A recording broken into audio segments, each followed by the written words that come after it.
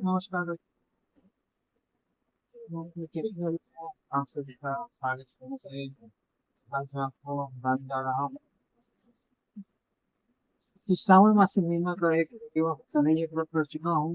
वो है मतलब हो क्योंकि ध्यान रखने करके मुझे कुछ बड़ी बातें मेरी जो बहुत ही सारी चीजें मिल गई, तो सोचा कि हम सभी लोग मिलकर उसका लाभ लें। वीडियो आप लोग पूरा जरूर देखना। स्कंद पुराण में आता है श्री पंचामृताभिषेकम च इह कुर्या श्रावण नरस पंचामृत बोधि स्यात् संपन्नो गोदनेन च अत्यंत मुकुरा लाभ प्रियम प्रपुरश। इसका अर्थ है कि जो मनुष्य श्रावण मास में पंचामृत से शिव जी का अभिषेक करता है, वह सदा पंचामृत का पान करने वाला, गोधन से संपन्न, अत्यंत मधुर भाषण करने वाला तथा पूर्व के शत्रु भगवान शिव जी को अत्यंत प्रिय होता है। केवल आप पंचामृत से अभिषेक करें तो यह सावन के महीने की बात हो रही है, ठीक है ना।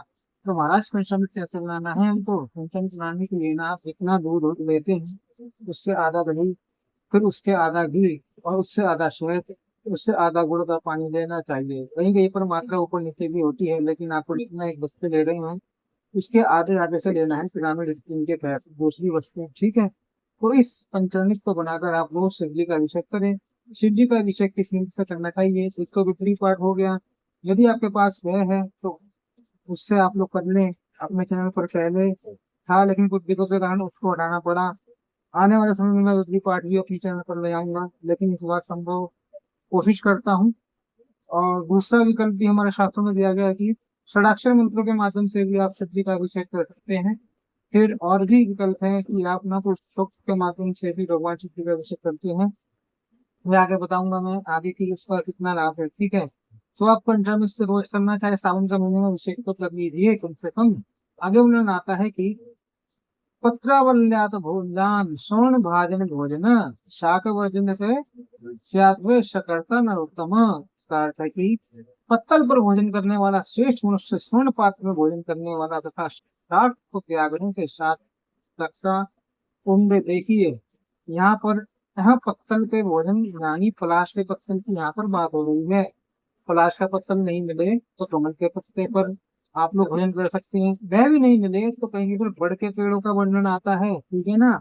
लेकिन सबसे सर्वोत्तम पलाश के पत्तों का वर्णन आता है, ठीक है। तो हो सके तो यथापूर्वक पलाश के पत्तों का आप लोग कहीं से व्यवस्था कर लेना। चतुर्मास में पलाश के पत्तों का करना से इसके लिए वीडियो बनाऊंगा, जल्दी देखना। और अगर आपको ये हमारा विषय वीडियो पसंद आए तो वीडियो लाइक कीजिएगा, चैनल सब्सक्राइब कीजिएगा, और व्हाट्सएप फेसबुक इंस्टाग्राम इस तरह की सोशल नेटवर्किंग साइट्स पर अपने मित्रों को हमारे वीडियो का डिस्क्रिप्शन शेयर कीजिएगा। अब आप 4 महीने का विधान है।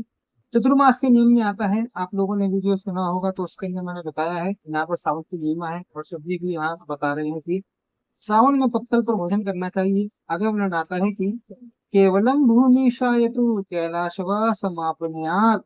जो केवल ना भूमि पर शयन करते हैं, भूमि पर सोने वाले, जो पूरे सावन मास की बात हो रही है, वह कैलाश में निवास प्राप्त करते हैं। और इस मास में एक दिन प्रातः स्नान करने से मनुष्य को 1 वर्ष स्नान करने का फलभागी कहा गया है। यानी सावन के महीने में आप एक दिन भी प्रातः स्नान यानी सूर्योदय के पहले की बात हो रही है। सूर्योदय के पहले पहले नहीं कर सकते, सूर्योदय हो जाए उसके 1 घंटे के अंदर अंदर भी स्नान यानी सूर्य में जब लालिमा हो, जब अरुणोदय हो, तब तक स्नान कर लेंगे तो भी चलेगा। इसको प्रातः स्नान कहा गया है। तो यहाँ पे भगवान बता रहे हैं कि प्रातः स्नान करने से वह वर्ष वर्ष के स्नान करने का पुण्य फल प्राप्त कर लेता है, जो एक दिन भी सावन के महीने में स्नान कर लेता है।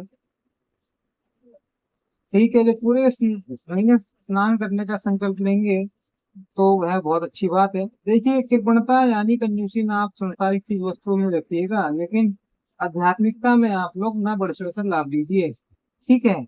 लगना क्या है, सुबह उठकर स्नान तो करने के लिए कहा गया है। 1 वर्ष के स्नान का पुण्य फल आपको मिल जाएगा एक दिन में, ठीक है। 300 दिन यदि आप करें तो आप उसकी गणना कर लेना कितना पुण्य होता है। इस मास में केंद्रीय होने से मनुष्य को इंद्रिय बल प्राप्त होता है। इंद्रिय यानी इंद्रियों का स्वयं रखना चाहिए, है ना। खाने पीने पे और जो भी हम लोगों को इंद्रियों पर स्वयं रख सके, इस प्रकार से आप लोग स्वयं रखिएगा, इंद्रिय बल प्राप्त होगा। यानी कि जिस इंद्रियों को आप स्वयं रखेंगे तो इंद्रिय बलवान हो जाएंगी। आध्यात्मिक रूप से फिर आगे बोलना आता है कि स्फटिक सममय व्यापी मारण्य मारकटे विपा। इसका अर्थ है कि इस मास में स्फटिक का, चाहे पाषाण का, चाहे मिट्टी का, चाहे मरकट मणि का, चाहे पीठी के धातु का है, चंदन का है, मक्खन का। आप शिवलिंग बना के और उस शिवलिंग में आप शिव पूजन करें, है ना। यदि आप रोज इस प्रकार के सावन के दिन में पूजन करते हैं तो इससे मनुष्य सैकड़ों ब्रह्म हत्या को भस्म कर डालता है। जी हाँ, यह शिव जी के वचन हैं जो आपको शास्त्रों में से आपको बता रहा हूँ। शतकृते पूजा प्रकुर्वाणो ब्रह्म हत्या शतम दहित, है ना। सैकड़ों ब्रह्म हत्या को भस्म करने कर डालता है सावन के महीने में शिव जी का पूजन। शिव जी का पूजन कैसे करें महाराज, देखिए शिव जी का पूजन नहीं आता हो ना, शिव जी विशेष रूप से ना, इसलिए शिव जी को भोले बाबा कहा गया है। उनकी पूजन की विधि नहीं आती है तो बस हृदय से आप कुछ अच्छी भी कर देंगे तो प्रसन्न हो जाते हैं, ठीक है ना। कुछ नहीं आता हो तो एक लोटा जल सावन के महीने में चढ़ाने का नियम जरूर ले लेना चाहिए, ठीक है। आगे और भी मैं बता रहा हूँ कि पूजन कैसे करना चाहिए, ठीक है। मैं बता सकता हूँ कि आप पंचोपचार से पूजन करिए, आप षोडोपचार से पूजन करिए, शास्त्रों में इसकी अद्भुत महिमा है। लेकिन मैं आपको सबसे धरातल वाली बात बता रहा हूँ कि शिव जी भोले बाबा है, ठीक है ना। थोड़ी सी चीजों से भी प्रसन्न होने वाले हैं। कुछ नहीं कर सके तो कम से कम एक लोटा जल चढ़ा देना, आपकी पूजा में गिनती हो जाएगी, ठीक है। यह सैकड़ों ब्रह्म हत्याओं को भस्म कर डालता है। यह सावन की महिमा मैं आपको बता रहा हूँ। आगे वर्णन आता है कि सूर्य चंद्र परागेशु सिद्ध क्षेत्र शिवा कुछ सज्जया लक्ष्य सफेद या जट्टो अर्जुनसा अन्य काले कृत सूर्य नमस्कार प्रदक्षिणा। इसका अर्थ है कि किसी तीर्थ क्षेत्र में सूर्य चंद्र ग्रहण या चंद्र ग्रहण के अवसर पर, ठीक है, ध्यान से सुनिएगा, किसी तीर्थ क्षेत्र में, मान लीजिए हरिद्वार हो गया, चाहे गया जी हो गया, चाहे अन्य तीर्थ क्षेत्र है, नर्मदा जी के किनारे हो गया, है ना। किसी भी तीर्थ क्षेत्र में सूर्य ग्रहण लगा हो उस समय अथवा तो चंद्र ग्रहण लगा हो उस समय, उस अवसर पर 1 लाख आप बैठकर जब करते हैं, आसन आदि लगाकर, तो भी आपको मिलेगी। उस अवसर में तीर्थ क्षेत्र में बैठकर मैं इस मास में एक बार के जब हो जाता है, ठीक है। एक बार ओम नमः शिवाय अथवा तो राम अथवा तो ओम नमो भगवते वासुदेवाय कोई भी जब हो, आपका गुरु मंत्र उसका भी आप लोग जब कर सकते हैं। कितनी मंत्र की बात हो रही है यहाँ पे, है ना, कितनी भी नाम की बात हो रही है यहाँ पे। आप सावन के महीने में जो भी जब करेंगे, आपको मैंने नियम बता दी, मैं एक बार के जब से जो आप तीर्थ क्षेत्र में बैठकर सूर्य ग्रहण चंद्र ग्रहण के समय बैठकर 1 लाख जप करेंगे उसके बराबर हो जाएगा, ठीक है ना। तो अधिकतम जपम अधिकतम फलम, चलते फिरते हुए भगवान के पीछे पड़ जाइए, भगवान के नाम का जाप करिए, ठीक है। दूसरों की बातों से बचिए, दूसरों की भ्रष्टाचार से बचिए, दूसरों की निंदा स्तुति से बचिए, ठीक है। इसने क्या किया उसने क्या किया, 1 महीने के लिए आप पूर्व विरक्त हो जाइए इन सब चीजों से और लग जाइए इस कमाई में, लग जाइए, ये पुण्य कमाई है।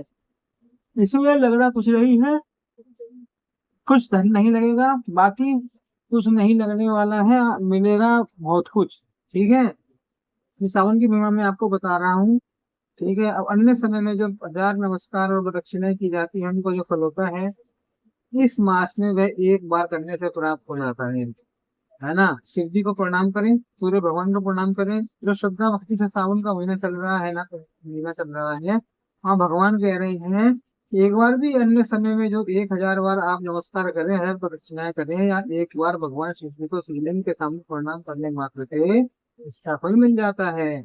सावन की ऐसी कुछ महिमा देखिए, ग्रंथों में पहले ही पढ़ा, लेकिन ये सब चीजें मेरे पढ़ने में इसलिए रह गई होगी, है ना। तो लेकिन अभी पढ़ने में आया तो मैं बोला तक जाना चाहिए, सब लोगों को खोजना चाहिए ज्ञान, है ना। ये स्कंद पुराण में से आपको बता रहा हूँ। आगे भगवान कहते हैं कि मत प्रिय श्रावण मासे वेद पुरायते सर्वेशा वेद मंत्राणा सिद्धि सम्यक प्रजायते मासे अस्मिन् कोशम सुक्तम जप्ते श्रुतयात् पित्वा सांख्यम सहस्त्रम पुलस्या चतुर्गणम वर्णनाम सांख्याम आपी शतम पुरुषा तद्गता। इसका अर्थ है कि मुझको प्रिय कौन कह रहा है, यह भगवान शिव जी कह रहे हैं कि मुझको प्रिय इस श्रावण मास में वेद पारायण करने पर सभी वेद मंत्रों की पूर्ण रूप से सिद्धि हो जाती है। तो देखिए आप लोग वेद पारायण तो कर नहीं सकते, तो इसलिए आगे सुनिए, शिव जी उसका और उपाय बता रहे हैं कि श्रद्धायुक्त होकर इस मास में 1000 बार पुरुषों का पाठ करना चाहिए, 1000 बार, ठीक है ना। अथवा तो कलयुग में शायद ये भगवान ने सती के लिए बताया होगा, कलयुग में भगवान कह रहे हैं कि इसका 4 गुना कर लेना चाहिए, यानी 4000 पाठ करना चाहिए।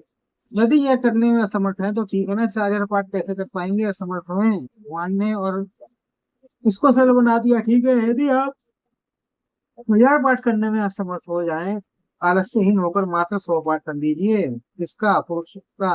अब कौन कह रहा है? भगवान शिव जी कह रहे हैं। इसलिए मैंने कहा है कि भगवान शिव जी को पुरुषोत्त बड़ा इसलिए है ना। आपके पास रुद्री पाठ नहीं है, रुद्राभिषेक के लिए तो पुरुषोत्त चालू कर लीजिए। आपने चैनल पर ही है, आप सर्च करना पुरुषोत्त पाठ बाय पंडित ज्योतिष पंडित थ्री, तो आपको मिल जाएगा, डिस्क्रिप्शन में लिंक भी मिल जाएगा। 10 मिनट का पाठ है, चला लेना। भगवान के ऊपर अभिषेक करना है, लोटे का इतना आप लोग कर लीजिए। ठीक है।